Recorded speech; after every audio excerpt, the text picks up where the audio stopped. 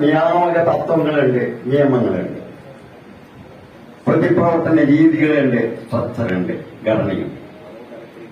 അതേസമയം തന്നെ ഈ പ്രതിപ്രവർത്തനങ്ങളോടൊപ്പം തന്നെ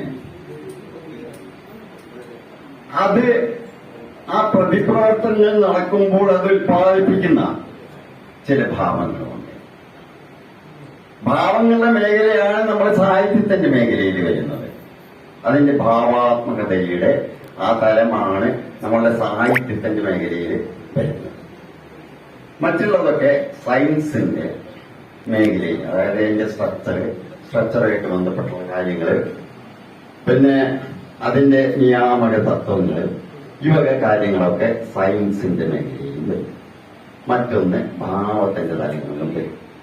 അപ്പൊ ഈ ഭാവത്തിന്റെ തലങ്ങളിലൂടെയും സമൂഹത്തെ ഏകോപിപ്പിക്കാനും സമൂഹത്തെ സംഘടിപ്പിക്കാനും കഴിയും സയൻസിന്റെ മേഖല പോലെ തന്നെ.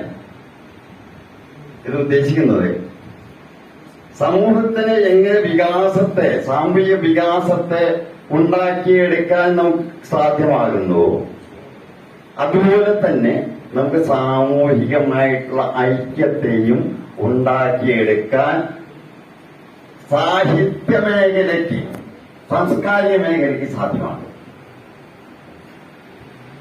അത്